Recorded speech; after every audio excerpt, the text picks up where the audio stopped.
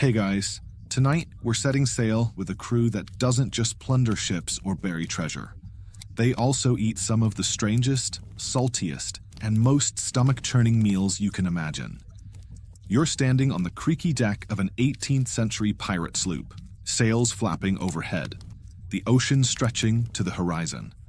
Your clothes are damp with salt spray, your stomach's growling, and you realize with mild horror that there is absolutely no dining hall on board. No fresh fruit baskets, not even a loaf of warm bread in sight. You're not getting off this ship anytime soon, and spoiler alert, you probably won't survive this, at least not with your taste buds intact. So, before you get comfortable, take a moment to like the video and subscribe, but only if you genuinely enjoy what I do here. I'd also love to hear where you're tuning in from and what time it is over there. Now, dim the lights. Maybe turn on a fan for that soft background hum, and let's ease into tonight's journey together. You step below deck, and the smell hits you like a cannonball.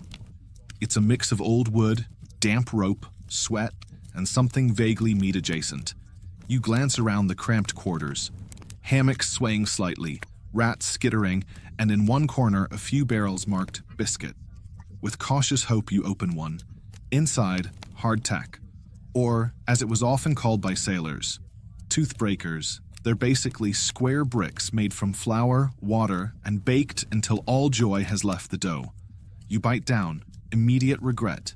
It's like chewing on a roof tile. Worse, you notice tiny holes, movement.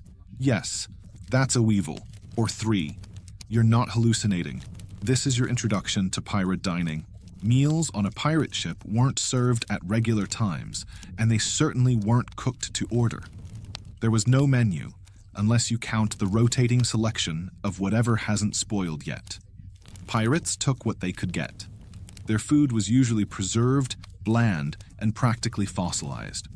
It had to last for months at sea, after all. Refrigeration wouldn't be a thing for another couple centuries, and magic spell-casting seagulls were, unfortunately, not real. Pirates weren't totally isolated from land-based cuisine. Many had once served in merchant navies or even on naval warships. But food discipline quickly disappeared on pirate vessels. There's no admiral breathing down your neck here. That said, there were often informal mealtimes, usually once or twice a day when the heat was lower and the ship relatively calm. The main goal was simple. Get some calories down before you started hallucinating sea spirits or falling into the hold. The basic daily ration, a slab of salted meat, a few ship biscuits, and a cup of water, sounds decent enough, until you realize the meat is often green around the edges. The biscuits contain protein you didn't ask for, and the water is likely murky. Some captains added peas or oats if they were feeling generous, or had just raided a ship carrying real cargo. But those were luxury items.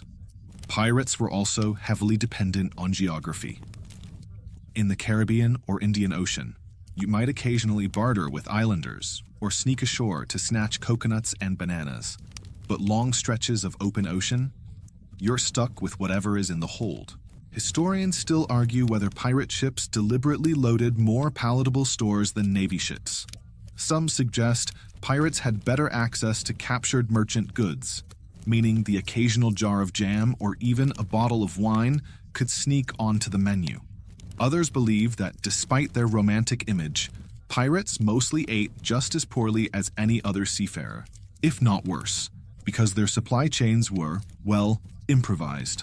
Still, pirate crews often voted on how rations were distributed. This democratic spirit, oddly advanced for the time, meant you wouldn't starve unless everyone did. There were cases of crews turning on a captain who tried to hoard citrus or wine. Food equality was no joke, and mutiny over moldy cheese, totally plausible. One fringe account describes a captain who enforced a rule where anyone who complained about the food had to cook the next day. This resulted in a long stretch of silent, angry chewing. Another tale, almost certainly exaggerated, claims a crew near Madagascar trained parrots to squawk, hardtack again, just to annoy their cook. You duck back above deck now, sea breeze rushing against your face. For a moment, you dream of a peach, Just one. Juicy, soft, real. But no, what awaits you for dinner is a biscuit with tiny legs and a generous smear of, maybe it was pork once? Your journey has only just begun, and already your stomach is questioning your life choices. You're hungry again because of course you are.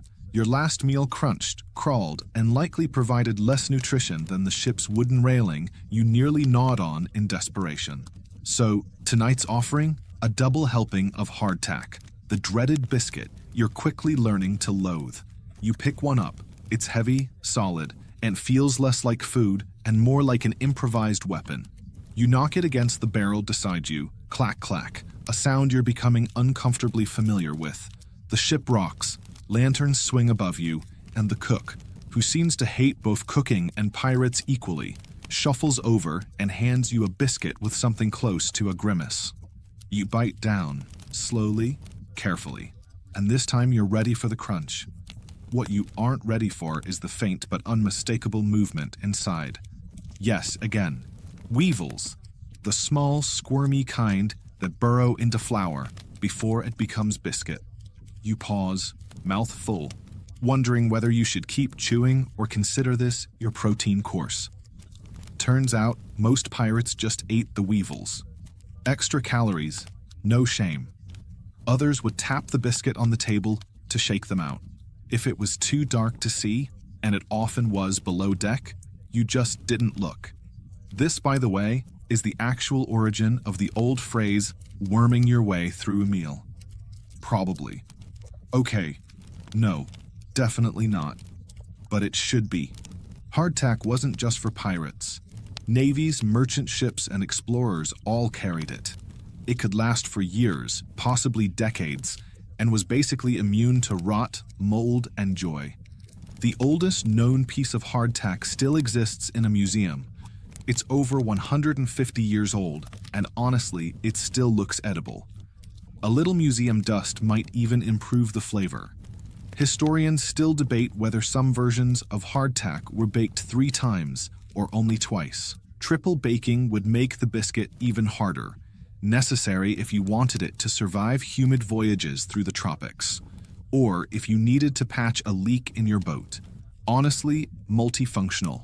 The average pirate meal wasn't cooked daily. Heat and fire on a wooden ship were, let's say, discouraged. But some vessels had small iron stoves bolted down below decks, called cabooses. On calm days, the cook might warm the hardtack by soaking it in brine or dribbling a few drops of rum over it. This did not help. At best, it gave your misery a hint of molasses. There are surviving sailor recipes. One involved soaking hardtack in water until it turned into something resembling mushy wallpaper paste, then mixing in fried pork fat and dried peas. Another turned it into a crude pudding by layering it with condensed milk and raisins, if you had either, which you didn't. You look around, no raisins in sight. Just that one crewmate who always seems to be chewing, no matter the hour. Probably gnawing through another biscuit like a determined squirrel. At night, you dream of bread. Soft, fluffy bread. Steam rising from the crust. You reach out, only to find yourself hugging a sack of grain, your pillow for the evening. On one voyage in the early 1700s, a pirate crew captured a Spanish ship and discovered barrels of almond cakes. Sweet, moist, spiced with cinnamon. The pirates reportedly devoured them in a single sitting, and then argued for 3 days about who should get to keep the crumbs. You wonder if that story is real, or if it's just another hallucination brought on by salt and despair. What's certain is this: food had power. Morale depended on it. When the biscuits ran low or turned entirely to dust, fights broke out. Pirates weren't known for restraint, and a hungry crew was a dangerous one. That's why the quartermaster's role mattered so much. He was the one responsible for rationing supplies, tracking who got what, and making sure no one stole an extra biscuit. Because stealing rations, that could get you tied to the mast. Or worse, cut off from rum. You curl up near the bow now, the stars above surprisingly bright. Your stomach is full of something. Whether that something was food is another matter. You breathe in, and the night smells like rope, sea brine, and the faint bitterness of burned biscuits from earlier.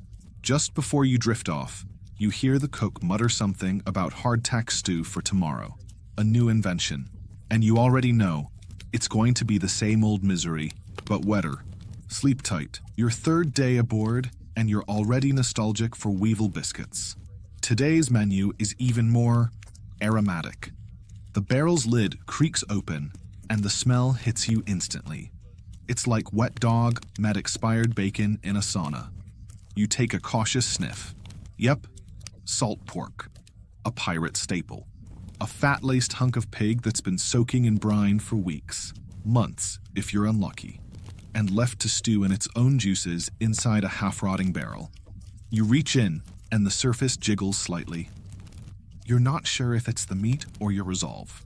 Salt pork was the go-to protein source for 18th century seafarers.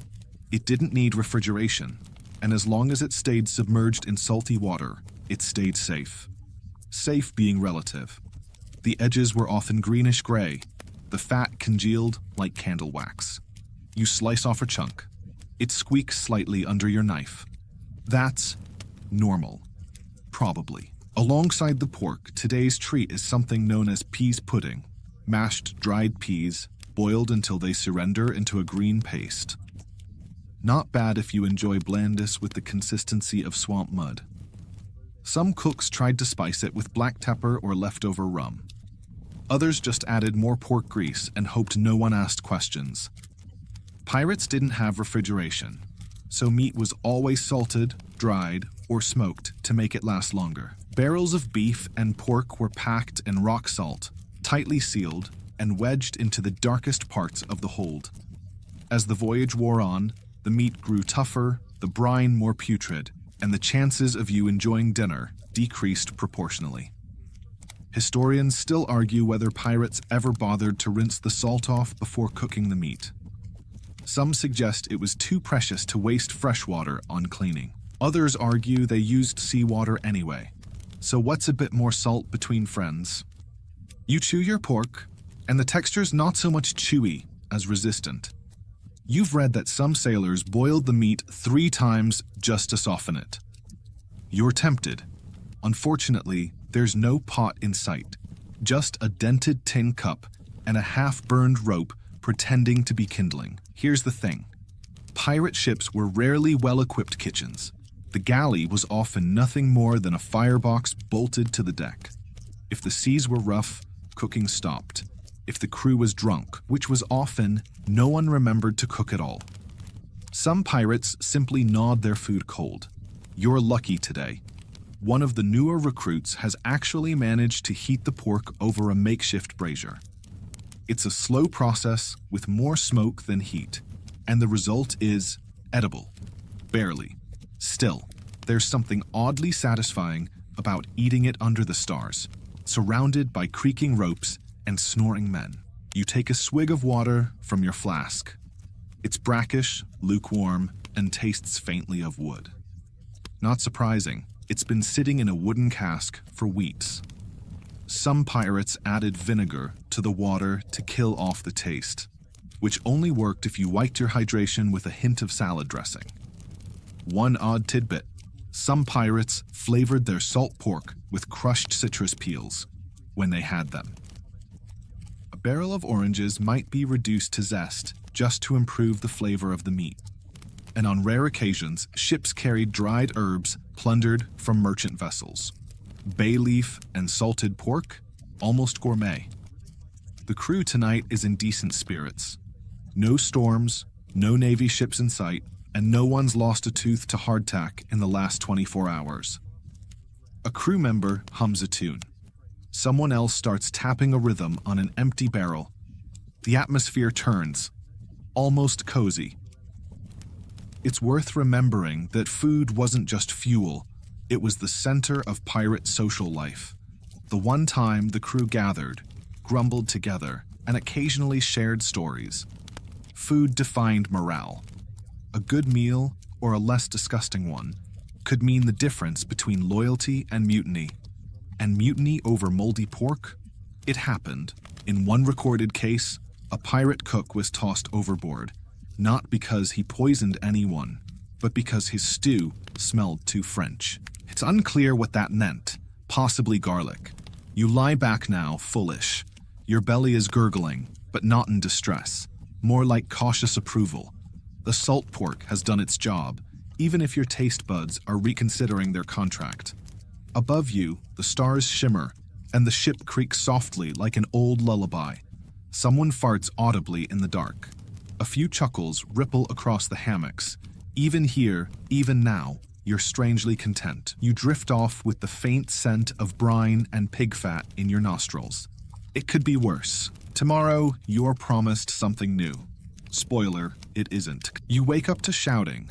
Not panicked shouting, just the usual someone stole my spoon shouting. A familiar background hum on a pirate ship, like waves or seagulls or someone trying to remember where they hid the last dry biscuit. This morning's meal is already underway, and it's something you've been dreading, ship's stew. You shuffle toward the cauldron, a warped iron pot that somehow smells like both cabbage and old rope. The cook is stirring it with what might be an oar. He ladles a portion into your wooden bowl. You look down. There's a brownish-gray liquid, a chunk of what you hope is carrot, and something green you decide not to investigate. Floating on top is a sliver of pork fat, its edges curling like a sinister smile.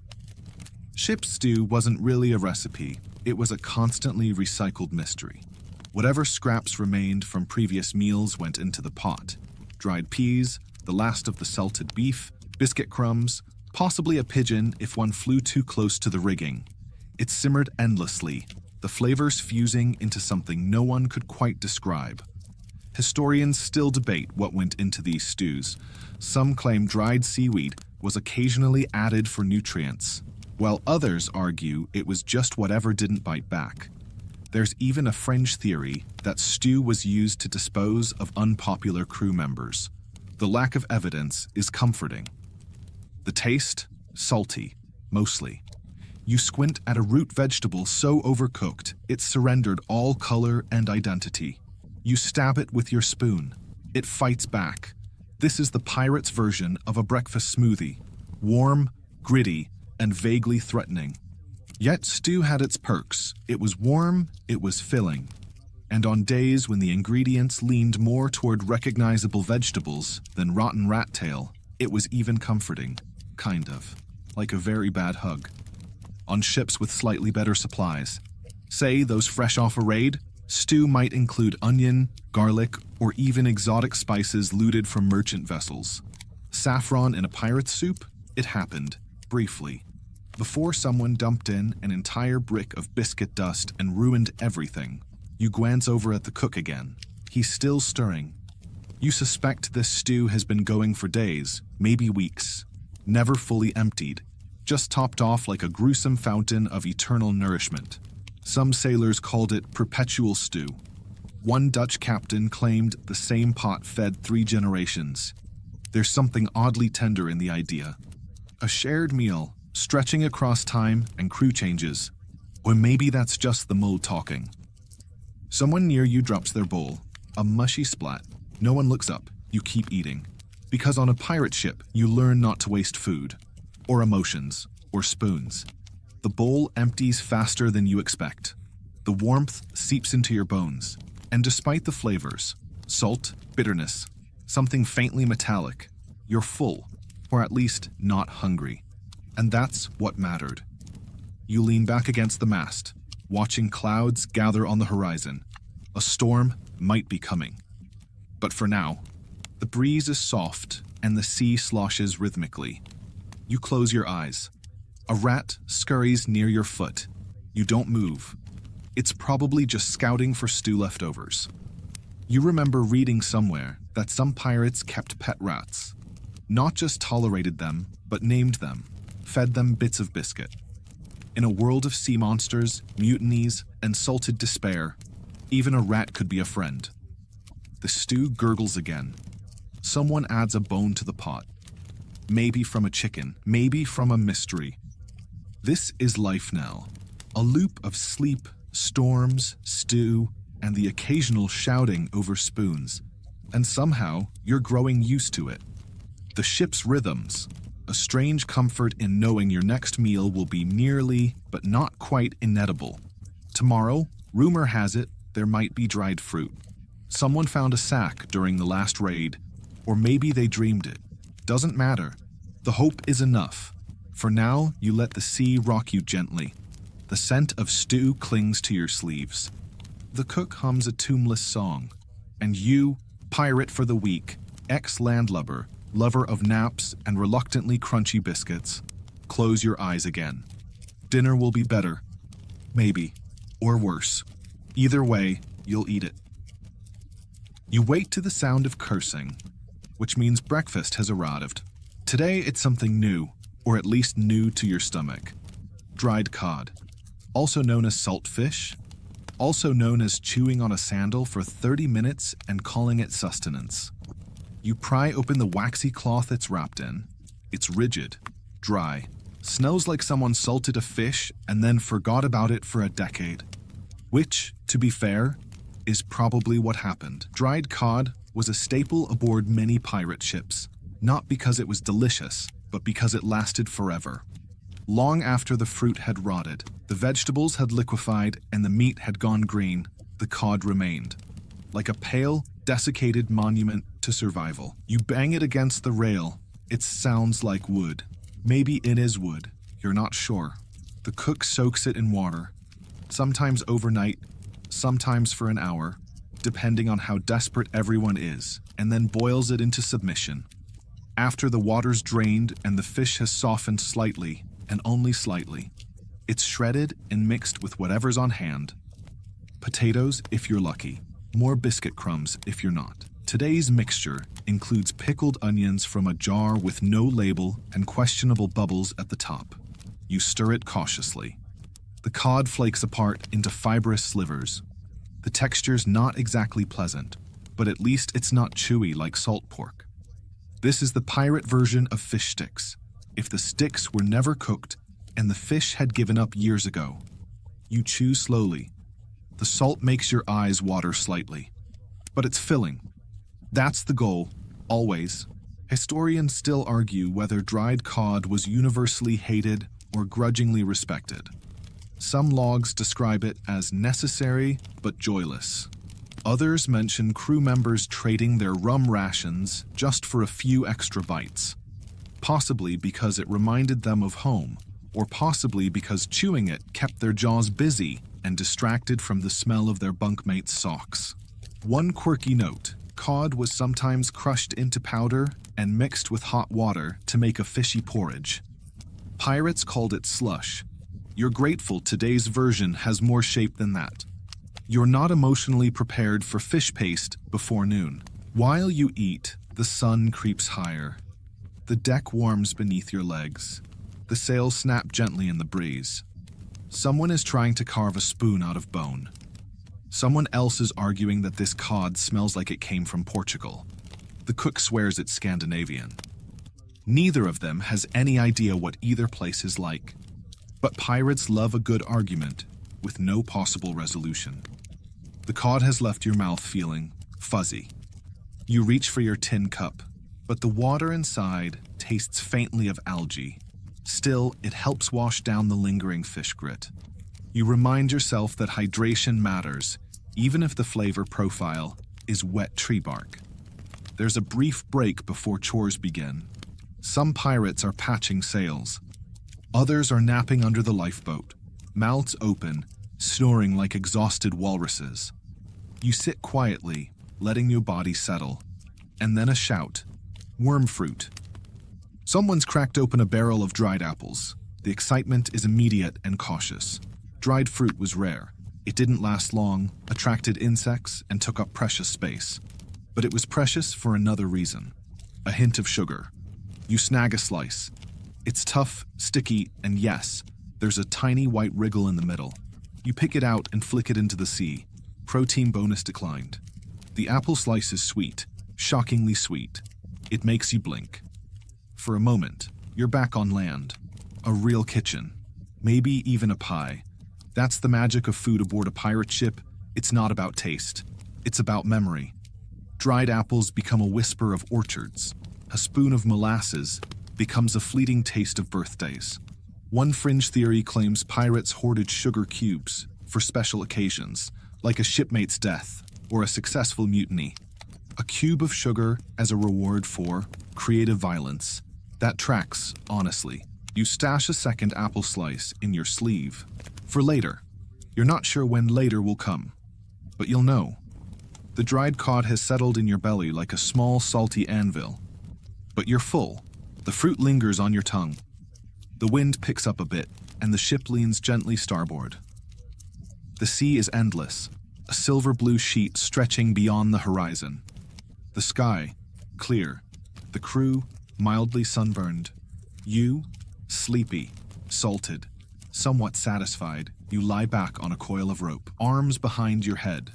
The cod, surprisingly, hasn't staged a protest inside your stomach. That's where you'll take it. As your eyes close, someone starts a sea shanty about a flying fish and a woman named Bess. You let the rhythm lull you down. The cod can't follow you into dreams. Probably. By the time your neck's pulled from your nap, not by noise, but by the smell, it's clear the pirates are celebrating. Not a proper festival or anything so formal, but someone must have found a little stash, or raided a ship with real food. Because today, by some miracle, there's cheese. And not just any cheese, pirate cheese, which is a whole different class of dairy product. It arrives in a cracked wooden wheel, smelling faintly of feet and sour dreams. A triumphant crew member rolls it across the deck like a barrel of treasure. Everyone gathers round like it's a royal feast, which, in this context, it is. You get a hunk, roughly sliced, crumbly at the edges. The smell punches your nose, but your stomach cheers. This is hard cheese, the kind that survived months at sea by becoming almost immortal. Aged, yes, but not in the fancy French sense. Aged as in probably older than some of the crew. Still, it's real, tangy, sharp, and nutty in flavor, if you squint your tongue. You pair it with a leftover biscuit, and if you hold your breath and chew very slowly, it almost becomes a sandwich. Historians still argue whether pirates truly carried cheese on long voyages, or whether it was reserved for privateers and navy men. But there's enough evidence, mostly journal notes and trade records, to suggest that hard cheeses like cheddar and Gouda often made it aboard, especially when stolen, and pirates were excellent thieves. One odd fact, some ships kept wheels of cheese, not just for food, but for use as currency between ships. 2 wedges of cheddar for that map, someone might say. The cheese was less likely to rot than coinage on a damp deck. You chew, carefully. The corners are rock hard. You worry briefly about your teeth, but it's worth it. A decent cheese day is like Christmas on a pirate ship, or Tuesday. It's hard to tell anymore. A cook pulls out something even more shocking, a jar of mustard. No one knows where it came from. Possibly Dutch, possibly cursed, but no one asks questions. You smear a little onto your cheese chunk and taste. It burns your nose in a pleasing way. A small flavor explosion amid the usual bland seafare. You feel briefly gourmet. Some of the crew are now trying to trade socks for extra cheese. One man offers a pearl button. Another recites a bawdy limerick in exchange for a sliver. The economy of the ship has momentarily shifted from rum and rope to mold and milk. And you, reclining against a barrel of tar, feel a kind of joy you didn't expect. Maybe it's the fat content. Maybe it's the fact that this cheese didn't fight back like the cod did. Maybe you're simply learning to enjoy life one bite at a time. There's a story passed around the ship, probably not true, about a captain who once commanded a ship, stocked entirely with cheese and ale. No weapons, no gold, just dairy and drink. The legend says he made it halfway around the world before scurvy caught up with him, and all that remained was a single rat guarding a Gouda wheel. You'd believe it. You've seen stranger. With the cheese comes a rare break, a quiet hour, no chores, just nibbling, lounging, and cloud-watching. The wind huns gently through the rigging. You hear distant laughter. Someone's telling a story about a goat that could steer a ship. It might be true. It might be the cheese talking. The sea glitters. The sun warms your cheeks. And that bit of cheddar is now sitting like a warm stone in your belly, anchoring you, feeding not just your body, but your spirit. You look down and realize your portion is gone. Just crumbs. You lick your fingers. No one cares. On a pirate ship, dignity is optional. Another pirate, face weathered and beard full of crumbs, leans over and asks if you've ever had blue cheese aged in a cannonball. You haven't. He nods solemnly, as if that's a tragedy that must one day be corrected. You agree. Soon, the cheese is packed away. What's left, anyway? Probably hidden somewhere under the cook's bunk. You suspect he's already planning to melt it into the next stew. The idea fills you with excitement and fear in equal measure. But for now, your belly is happy. Your mouth still tingles with tangy richness, and your heart feels oddly full. A day with cheese. Who knew pirates could be so refined? You settle back down, letting the sea cradle you. The sails flap rhythmically, a lullaby in canvas and wind. There's no more cheese, but there is calm, and that's enough. You wake up to the rhythmic sound of metal tapping wood. Someone's sharpening a blade, probably for no reason other than boredom. The deck smells like sun-warmed hemp and soup. Yes, definitely soup. Or something pretending to be soup. You sit up, curiosity piqued. Today's meal is sea stew, a term so vague it could mean anything. You approach cautiously. The cook stirs a bubbling pot with a spoon that's suspiciously short for its job.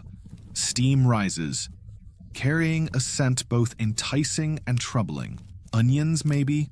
Definitely something fermented. You peer inside the pot. It's murky, brownish.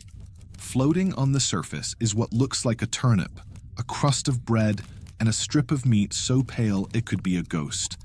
The crew doesn't care. They line up with dented bowls and eager eyes. This, they insist, is one of the ship's better meals. You get your ladleful. It splashes thickly into your tin. The turnip bobs. You stir, half hoping it'll dissolve. It doesn't. Instead, you discover beans. Lumpy, overcooked, salty beans. They form the stew's true foundation. Hearty, bland, strangely comforting. Historians still argue whether pirate stews followed any consistent recipe. Most likely, they didn't. The rule was simple. If it hadn't spoiled yet, it went in. Beans were popular. Cheap, easy to store, surprisingly filling. Fried peas too, especially split peas that turned to mush in boiling water. Some stews even included bits of hardtack, softened until they lost their crunch and shame. You spoon up a chunk. It's warm, earthy, surprisingly satisfying, especially when eaten with eyes closed and expectations low. There's even a whisper of spice, possibly pepper, possibly something the cook found in a forgotten sack and decided not to question. One journal from the early 1700s describes a pirate ship that made peppered porridge daily, salt pork, beans, biscuit crumbs, and seawater, boiled until thick. It allegedly kept the crew both full and docile. You can believe it. This stew feels like a soft hand on the shoulder. A mildly greasy hug. And then you hit something unexpected. A lump of meat. You pause, fork it out, smell it, taste it. Rabbit? No. Probably rat. But well-cooked rat, which in pirate cuisine is practically a delicacy. You remember that one story a crewmate told about the pirate cook who kept a cage of fat rats and fed them dried fruit to sweeten the meat. You laugh softly. You hope it's a myth. You also hope it's true. Nearby, a grizzled pirate dips hardtack into his stew, softening it until it crumbles like old plaster. He nods approvingly, as if this meal has made everything in his life worthwhile. Another younger crewmate tries to add rum to his bowl, is promptly smacked with a ladle, and retreats sulkily. As you eat, the stew warms you from the inside. The saltiness numbs your tongue, the beans anchor your stomach. It's simple, honest, a little tragic, but in a way that feels familiar, like an old song or a threadbare blanket. A fringe theory among maritime historians suggests that pirates who cooked good stew were protected, even revered, because food was morale, and morale meant mutiny prevention. No one stabs the guy who makes the decent bean pot, at least not first. The meal ends with a chorus of satisfied sighs. A few men lie back, bellies round, arguing whether this stew ranks above or below the great cabbage soup of Tortuga. Opinions vary, emotions run high. Someone claims that soup had a dead parrot in it. No one denies it. You rinse your bowl in a bucket of gray water and tuck it away under your hammock. The ship rocks gently, a wooden cradle on endless waves. You stretch out, full and slightly drowsy. The stew sits comfortably, radiating a kind of sleepy warmth. You close your eyes and imagine a tavern with real chairs, a spoon that isn't bent, and soup that comes with bread that isn't full of weevils. And yet, this stew, it's not so bad. Not when you're surrounded by laughter and salt and wind. Not when it reminds you that even pirates need a little comfort food. You wake up again to shouting. Not angry shouting, joyful, almost musical. Someone spotted something off the port bow. You lurch to your feet, half expecting a merchant ship ripe for plundering. But no, it's better. It's a floating cask, and that means one thing: fresh water. Now, fresh is a generous term. Less salty than the sea might be more accurate, but any water that hasn't passed through 3 bilge pumps and a miracle counts as luxury. The crew hauls it in like treasure. You watch as it's cracked open. A few brave souls sniff it, swirl it like wine. Then cheers erupt. It's drinkable. Barely. Water on a pirate ship is an endless concern. Stored in wooden barrels, it spoils fast. Algae blooms, mold coats the rim, sometimes it turns into a swamp in miniature. Historians still debate how often pirates had genuinely clean water versus tolerable water versus boil it or die water. Evidence suggests that by week 3, most barrels had turned dubious. By week 5, downright mutinous. You take a ladleful from the freshly rescued cask. It's not bad. Slightly woody, slightly metallic, slightly alive. But compared to the sour vinegar they've been doling out for days, it's ambrosia. Of course, pirates didn't rely solely on water. Beer, ale, and wine kept better. Low alcohol content helped kill microbes. So did citrus, though pirates weren't as lemon-savvy as later navies. And then there was the real star of the sea, grog. You've heard the word before. You might have even seen it in movies, shouted across bars or muttered by a parrot. But here, it's real.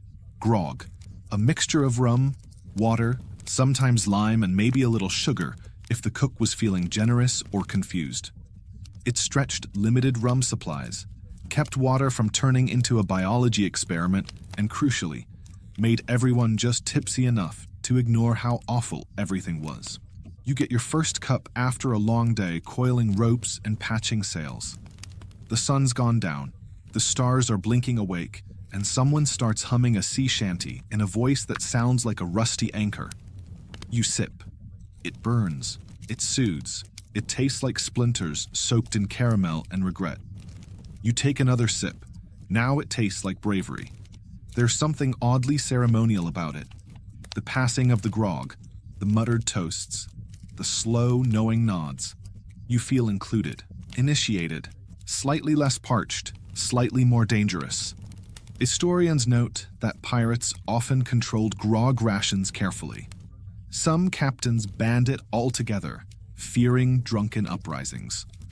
Others encouraged it, reasoning that a drunk crew was a loyal crew, or at least a sleety one. Grog was also a social glue. Arguments dissolved faster, jokes got funnier, teeth got looser.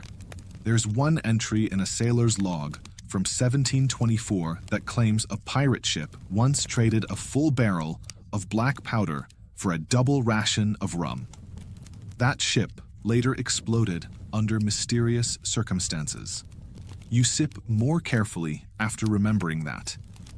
Of course, with grog came gossip, and storytelling, and lies passed off as memory. Around the barrel, you hear tales of mermaids with shark teeth, islands that whisper in your sleep, and a haunted octopus that speaks French. You nod solemnly. You don't disbelieve any of it. Tonight, a wiry deckhand with a scar shaped like a fishhook leans in close and says, "You know, water remembers." You nod, wide-eyed, though you have no idea what he means. He stares off into the darkness for a full minute before snoring mid-sentence. The grog warms your chest. It dulls your feet. You curl up on deck under a moth-eaten blanket, listening to the slosh of barrels and the soft clinks of mugs. Somewhere, someone is still humming or crying. It's hard to tell. You don't ask. Your cup is empty now, save for a few floating splinters.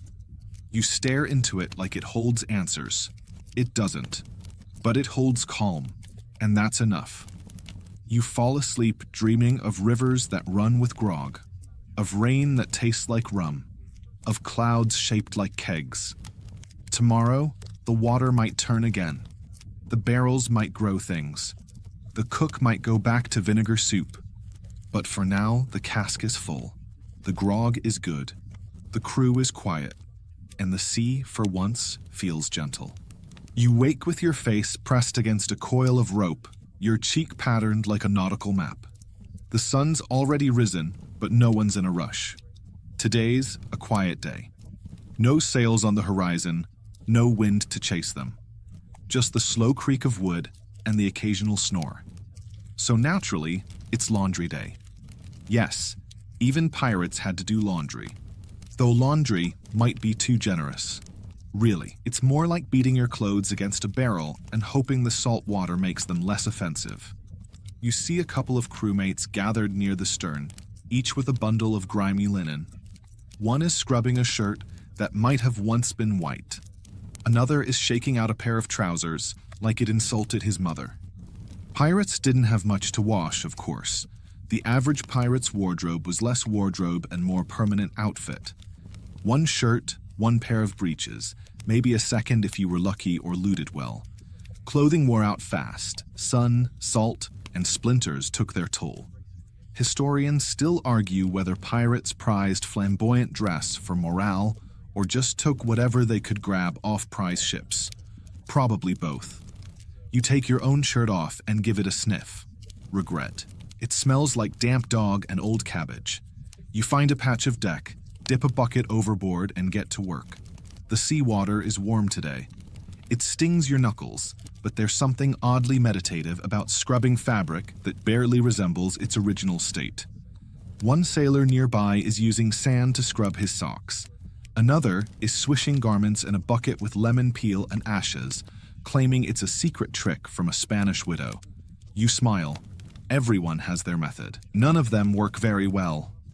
There's a story passed around, likely fake, about a pirate ship that once forced a captured nobleman to do laundry for the crew, for weeks. When he was finally ransomed, he reportedly described the smell of the ship as hell, fermented. You can relate. Rinsing is another ordeal. Clean water's precious, so pirates made do with seawater. This meant clothes were never fully clean, just saltier, and maybe slightly less offensive. They dried stiff in the sun, crackling like parchment. Some crew claimed it helped keep lice away. Others said it just made you itch in new places. You string your shirt across a line, weighted with old bullets for clothespins. The wind picks up slightly, not enough for sailing, but just enough to flap your laundry like a sad flag of surrender. You lie back on the warm planks and squint upward. Today, the clouds look like dolphins. Yesterday, they looked like fists. Pirates weren't fussy about fashion, but they did have preferences. Wide sashes served as tool belts. Scarves kept hair out of eyes. Loose trousers dried faster. Many went barefoot, unless fighting. Boots got slippery, and they didn't want to trip during a boarding. You glance at your feet, sunburned, splintered. You wiggle your toes proudly. A crewmate walks past in a patched red coat, 2 sizes too large, claiming it once belonged to a governor. You don't ask which one. He also wears a pink bonnet, which he insists is for sun protection. But everyone knows he just likes how it looks. No one argues. Pirate fashion is what you make it. Fringe scholars argue that pirate crews had more flexible dress codes than naval vessels, encouraging individuality, anything to break the monotony. Colorful sashes, jewelry, striped shirts, even earrings served a purpose. One earring, it said, could pay for a burial if your body washed ashore. A grim thought. You hope yours is worth at least a small funeral. By midday, the deck looks like a surreal bazaar. Shirts, breeches, underwear, and mystery rags flop in the breeze. The cook's apron is hanging beside a pair of leggings with suspicious stains. Someone hung up a parrot briefly before realizing it was still alive. It squawks indignantly and demands biscuits. Your shirt dries faster than expected. It's stiffer than before, and now smells like brine and rope tar. But you shrug and put it back on. It's familiar. It's yours. It might bite you in your sleep, but at least it's loyal. The afternoon stretches long. Someone hums a tune about laundry day gone wrong. Someone else tries to juggle boots.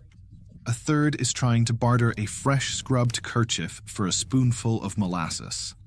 Commerce is alive and well. You lean against the railing, watching your crewmates. They look oddly domestic, like some floating neighborhood where everyone just happens to have a sword. You wonder if laundry days like this were their only break from violence, storms, and rum hangovers. Maybe scrubbing your shirt was the closest thing to peace. By evening, most of the clothes are dry, or at least no longer dripping. The ship slowly comes alive again, sails trimmed, ropes recoiled. A call goes up, winds shifting, time to move on. You pack your laundry line away, now slightly less crusty than before. The clouds turn orange and gold. You adjust your newly stiff shirt, scratch your elbow, and smile.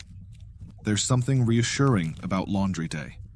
Even pirates need a reset. Even outlaws need clean socks. You're back on duty tonight, but it's not the glamorous kind. No boarding parties or treasure maps or duels under moonlight.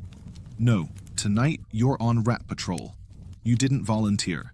No one ever does. But the quartermaster pointed at you, grunted, and handed you a rusty lantern and a stick. That was all the training you got. Below deck, it's warm. Too warm. The kind of heat that makes bread sweat. The lantern flickers shadows against the curved hull. It smells like damp canvas, old wood, and something uncomfortably close to cheese. You step carefully. The rats can hear you. They always do. Every ship had them. Rats, mice, maybe even the occasional stowaway cat. Pirate ships weren't immune. With food stores, cloth hammocks, and the occasional corpse lying about longer than it should, it was paradise for rodents. Historians still argue whether some crews trained rats, or at least tolerated them more than others. One diary mentions a rat that attended to crumbs with great diligence and was nicknamed First Mate Whiskers. Another describes a ship that declared war on its own infestation, sealing rats in a barrel and hurling them overboard mid-storm. You don't know which story is true, but down here, every rustle feels like a challenge. You tap the stick on the floor, scurrying, definitely more than one. Food stores are a prime target. Sailors had to get creative, hanging sacks from the ceiling, storing flour in sealed casks, even coating barrels with grease so rats couldn't climb. Didn't always work. You peek behind a crate and see it. 2 beady eyes reflecting your lantern. It squeaks. You squeak louder. It vanishes. You move on. Crackers, dried beans, salted pork, rat delicacies. You knock over a small barrel, just in case. Nothing. Then you hear a thud behind you. You spin. Empty space. Maybe the ship's just creaking. Or maybe the rats are or. Some pirates believed rats were omens. A sudden mass exodus meant the ship was cursed or sinking. One legend tells of a ghost ship followed by a cloud of rats, gnawing the sails from 100 paces away. You try not to think about. You make your way toward the hammocks. They swing gently, like lazy ghosts. Some crew sleep through anything. You envy them. A loud rustle in the corner jerks your attention. You shine the lantern. Just a discarded boot, probably. Rodent problems weren't just about food. They chewed through rigging, nibbled clothing, and spread disease. Fleas, lice, and worse. Black Death? Yeah, that too. You feel an itch on your ankle. You try to convince yourself it's imaginary. You fail. Some ships carried cats for pest control. Pirates liked cats. They were nimble, quiet, slightly judgmental, just like their owners. A few superstitions even claimed black cats brought luck at sea. One infamous feline, reportedly owned by a captain named Muzzle Tom, had its own hammock and dined on better fish than the crew. You wish you had a cat now, even a stern one. You pause by the powder magazine. Important to check. Rats plus explosives equals terrible bedtime story. You open the hatch gently.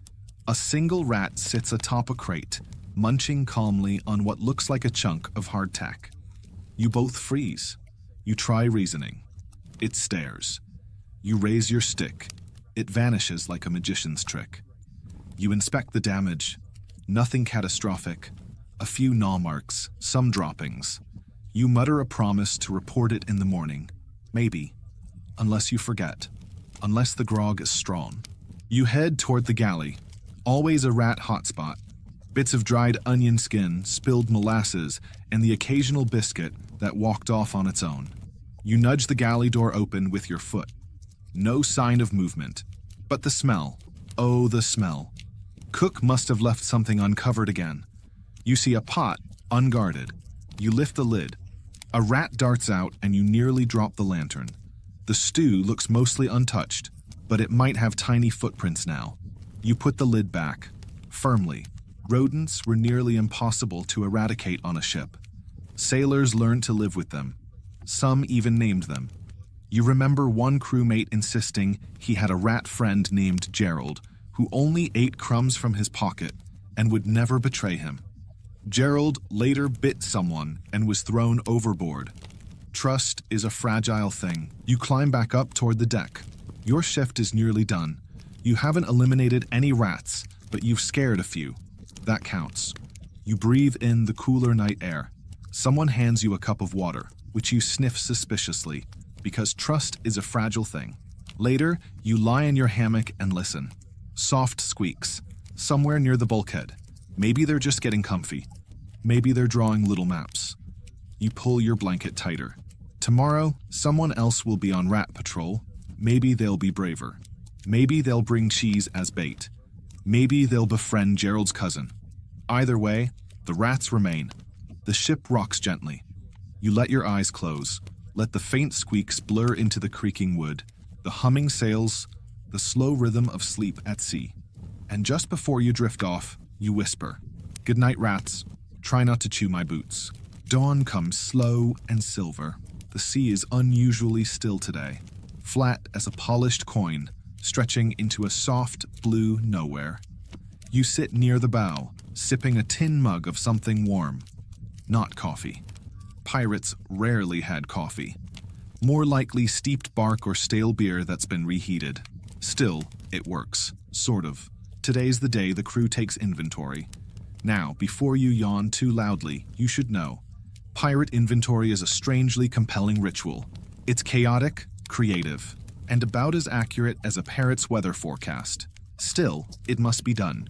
Knowing what's left, food, powder, rope, biscuits, spoons, is the difference between another week afloat or a very soggy argument on the nearest island.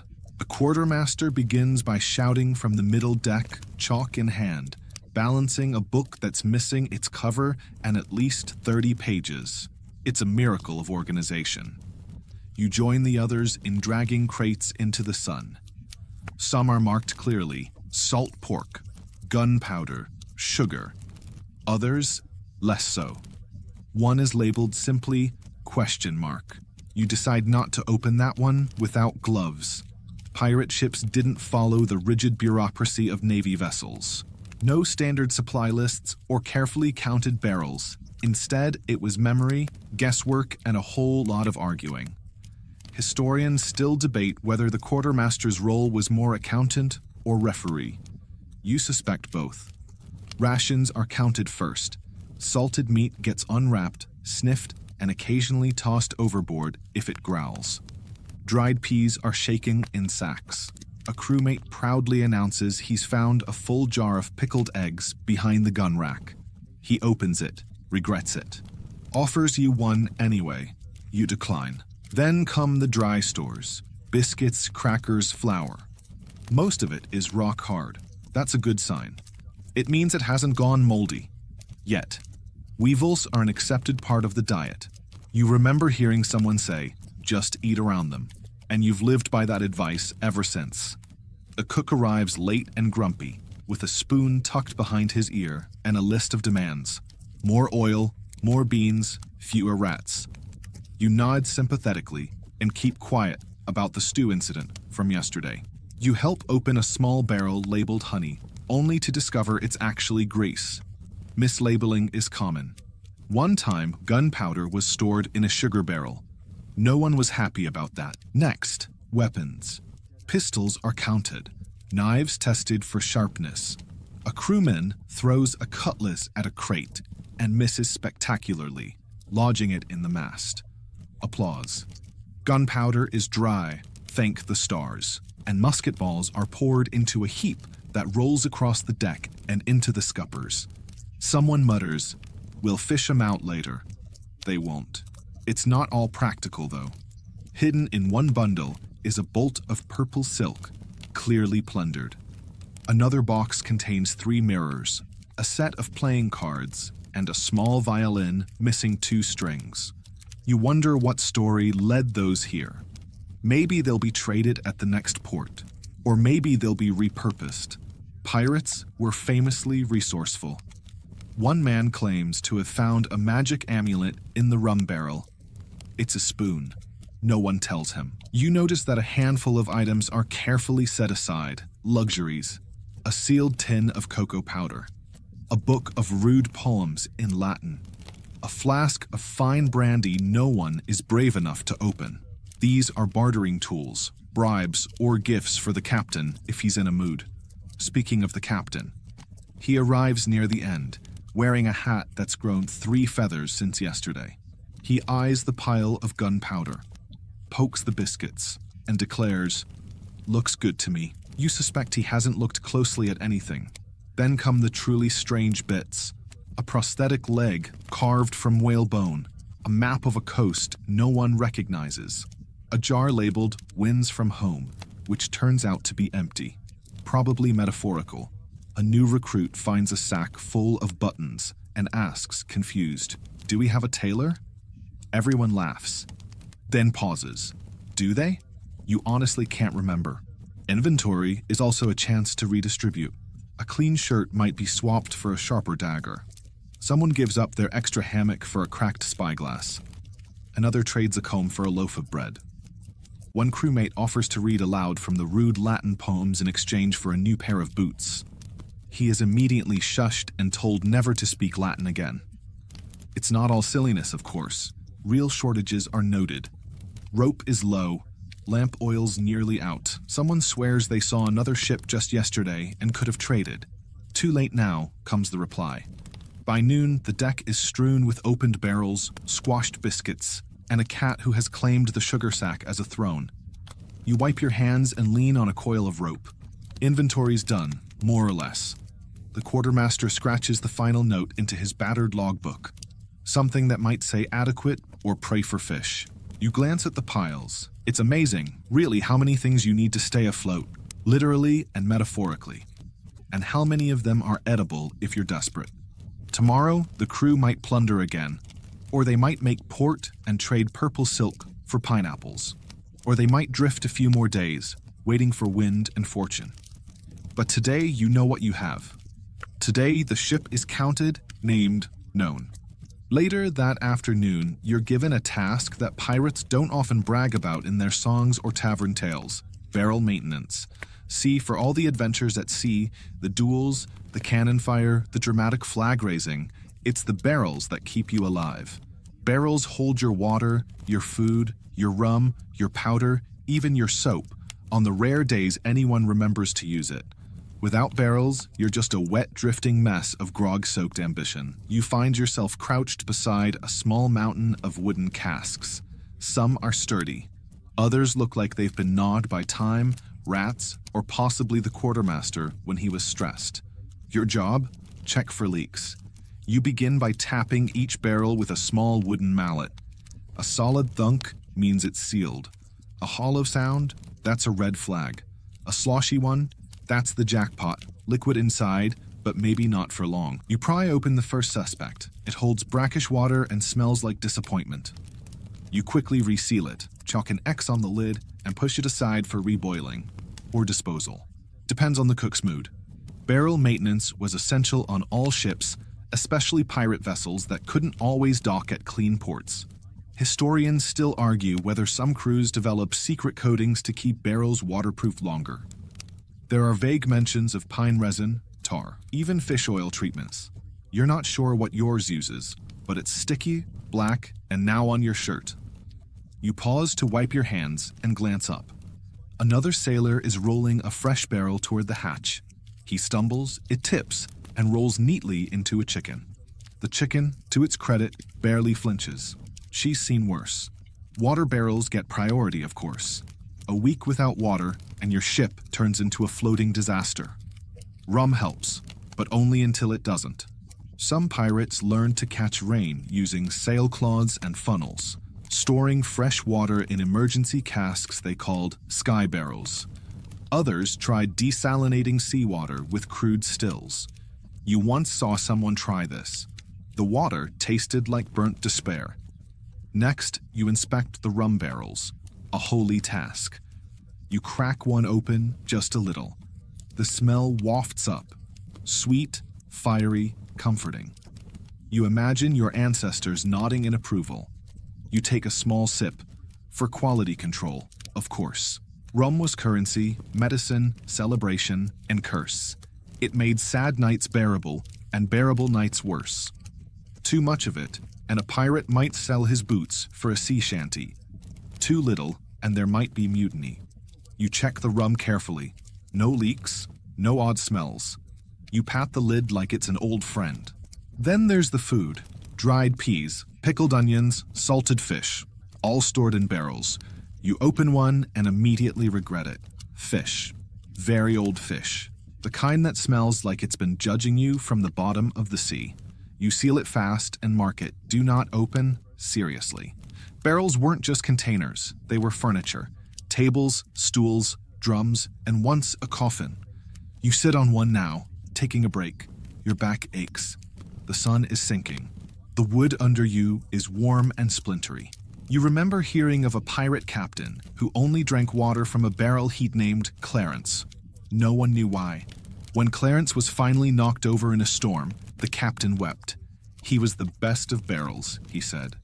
You've never named a barrel, but you are starting to feel attached to one that hasn't leaked in 3 years. You consider calling it Old Reliable. Of course, not every barrel holds food or drink. Some hold oddities: tobacco, lamp oil, powdered sulfur.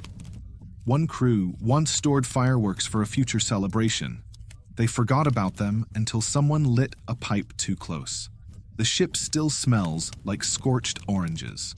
There's a famous story about a barrel that floated for months after a shipwreck, eventually washing ashore with a single biscuit inside, moldy but intact. It became a relic, worshipped by a small island community as the holy lunch.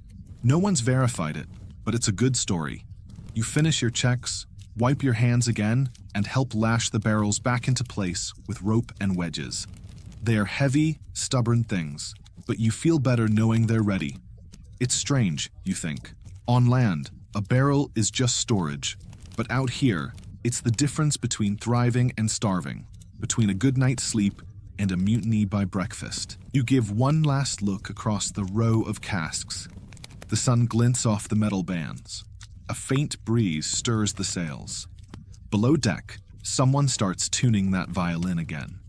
Still missing 2 strings. You stretch your arms, crack your back, and walk toward the galley. Dinner might be dried peas and questionable onions, but it'll be in a bowl, thanks to those barrels. And you'll be the one who made sure it stayed fresh. Barrel work isn't heroic, but out here, quiet victories count. And tonight, your barrels are sealed. Evening again. The seas turned from sapphire to ink, and the stars begin their slow shimmer above. You lie on your back atop a warm wooden plank, staring up at constellations you mostly guess at. A few crewmates argue over whether that's Orion's belt or just 3 stars in a line.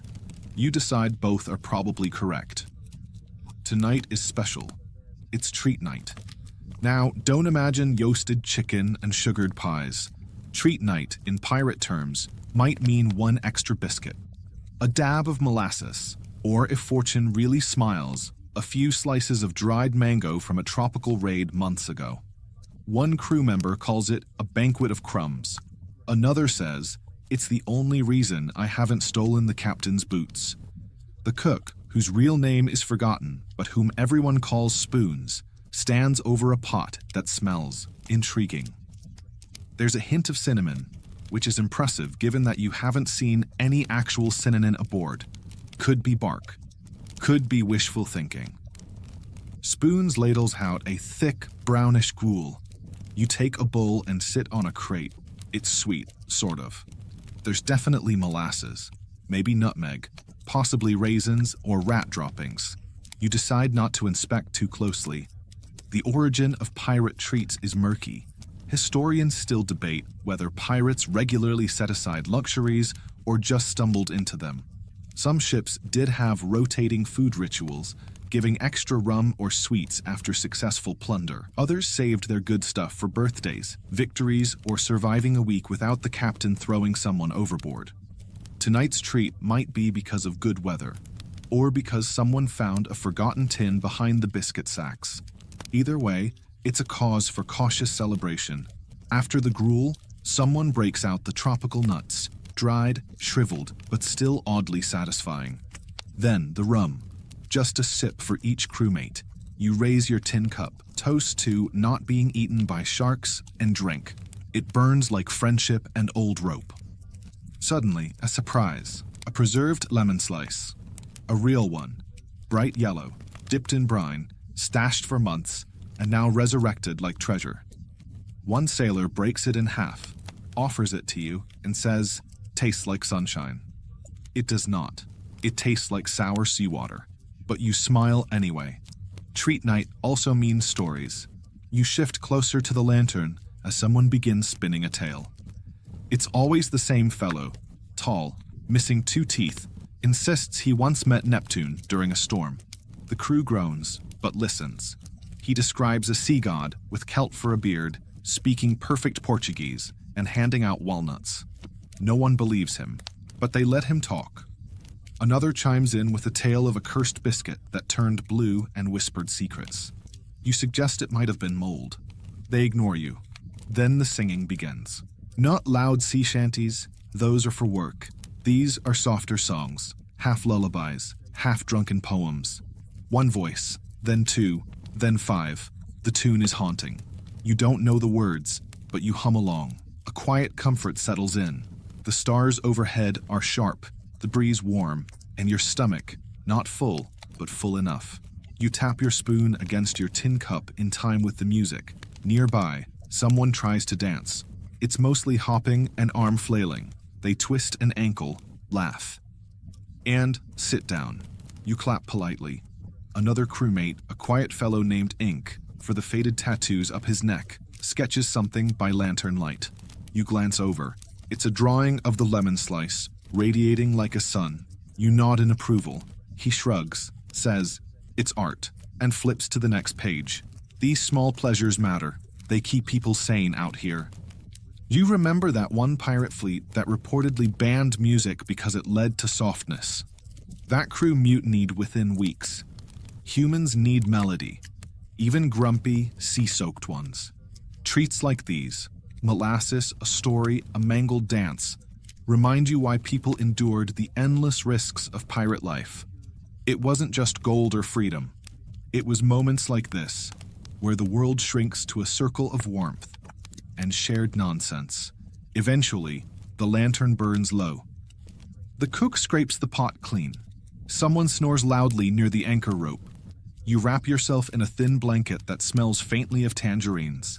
No one knows why, and settle onto the deck. The stars are brighter now, and you swear you see a shooting one streak across the sky. Someone whispers, "Make a wish." You do. Maybe for calmer seas. Maybe for another lemon slice. Maybe just for another night like this. Morning again, though you only know because the light slants differently through the rigging. There's no rooster aboard, unless you count the one who somehow survived 6 storms and still hates everyone equally. Today, you're on ration duty. A sacred, controversial, occasionally dangerous task. You didn't volunteer. You were selected, which is pirate code for the quartermaster pointed at you while yawning. You make your way to the stores, where the quartermaster unlocks the food chest with a rusted iron key kept under his hat. He hands it to you like it's the crown jewels and mutters, "Don't drop it this time." Inside, dried peas, hardtack, salt pork, dried beans, and mystery paste in a cloth bundle. You don't ask what it is. You never ask what it is. You start with hardtack, the infamous sea biscuit. It's the most durable food item known to man. Not tasty, not even particularly edible, but it lasts forever, like sea mold and gossip. Some say you could hammer nails with it. Others claim they've seen rats leave it untouched. One sailor insists it once deflected a musket ball. Possibly true. To soften it, you soak it in water or coffee, or even rum if you're desperate. Today, you toss 3 into a tin mug, pour in water, and wait. 10 minutes later, it's still hard enough to chip a tooth. You break in against the mast. It cracks. Victory. Rationing isn't just about doling out food. It's a delicate game of morale and logistics. Pirates don't like being told how much they can't eat, especially by someone holding the last lump of salt pork. The pork is a salty brick, rubbery, oddly pink, and smells vaguely of smoke and despair. But it's food. You cut thin slices with a dagger, trying not to look at the green tinge on one corner. You give that piece to one-eyed Jeremy. He claims he can't taste anything since the cannon incident. Dried beans are next. You portion out handfuls into small sacks. A few weevils crawl out.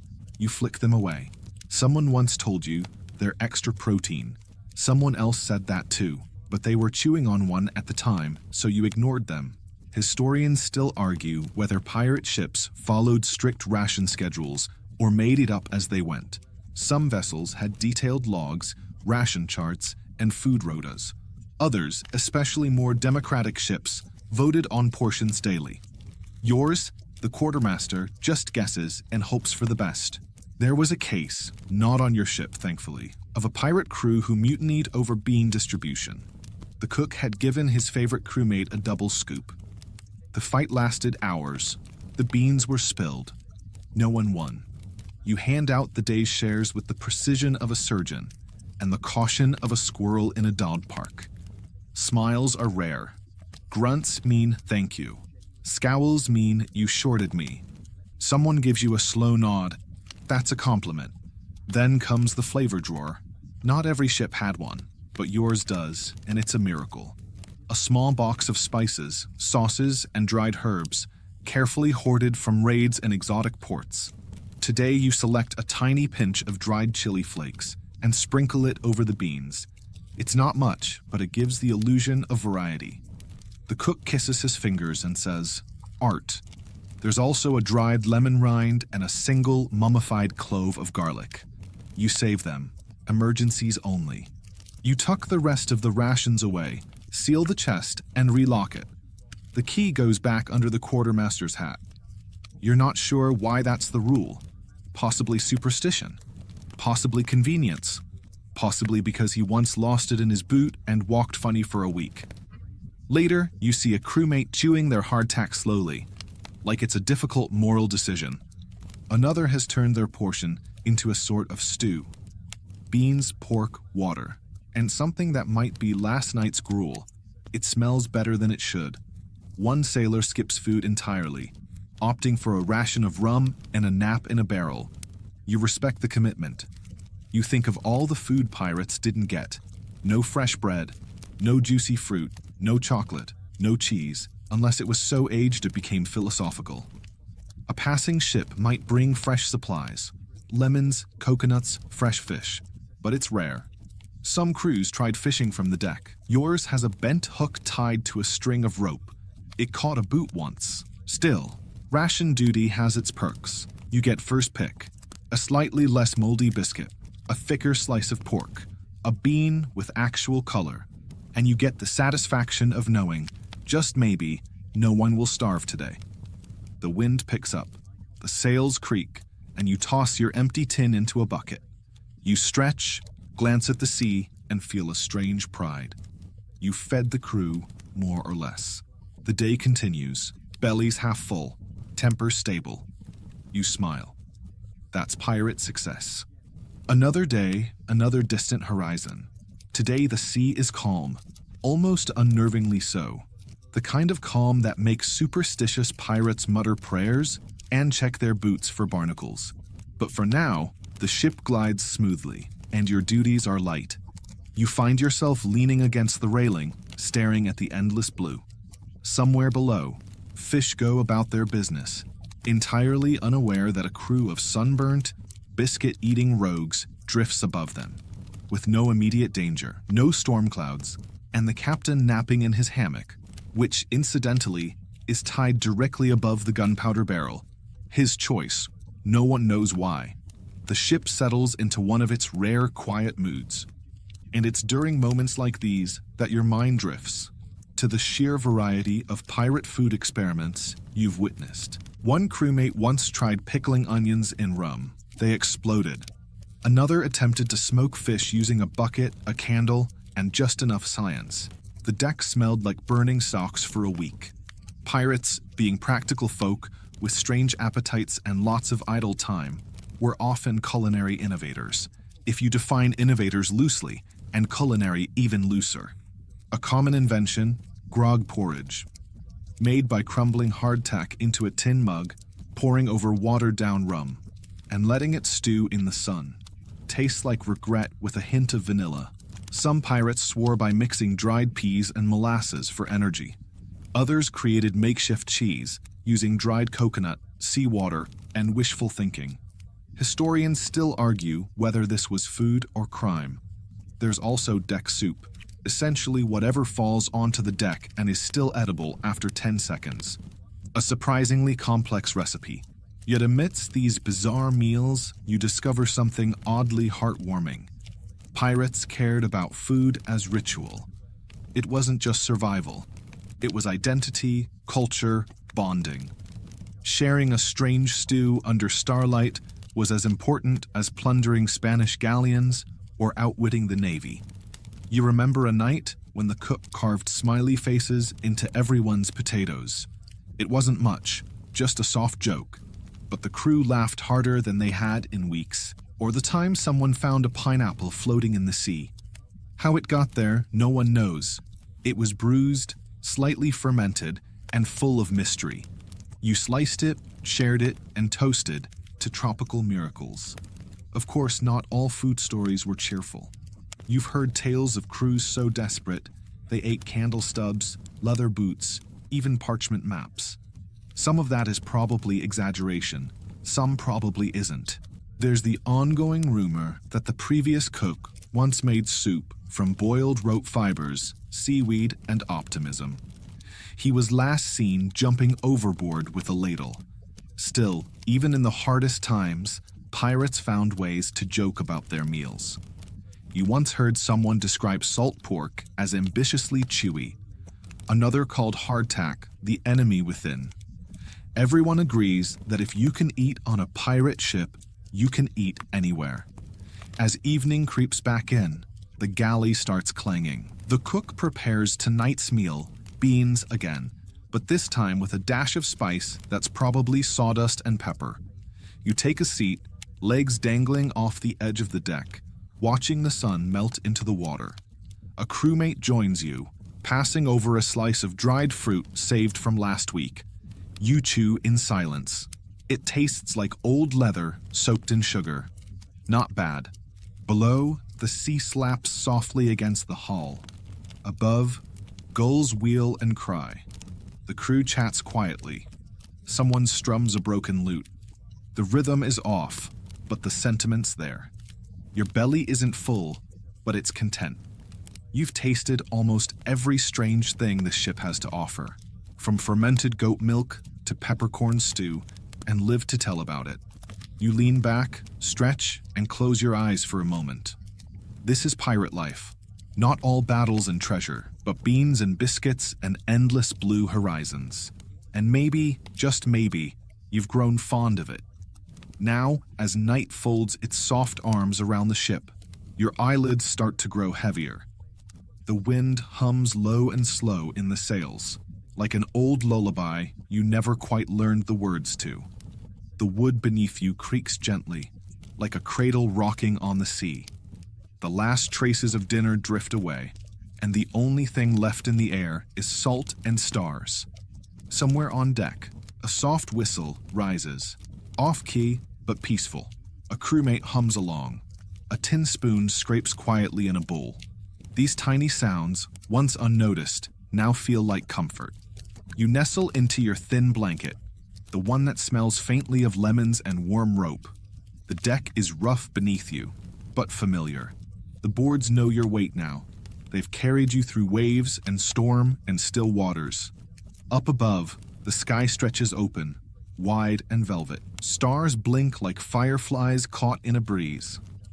You take a slow, deep breath. The crew murmurs goodnights in their own way. A nod, a joke, a shared silence. No one says sweet dreams, but it's understood. The sea rocks you gently now. The ship glides on, toward no fixed point, toward tomorrow, toward wherever the wind feels kind. And as your breath slows, and your body softens, and your thoughts scatter like crumbs on the wind, you smile. You survived another day at sea. You tasted strange things, shared quiet laughter, listened to the song of the sails. And now, it's time to sleep. The stars keep watch, the sea sings low. And you, softly, steadily, begin to drift.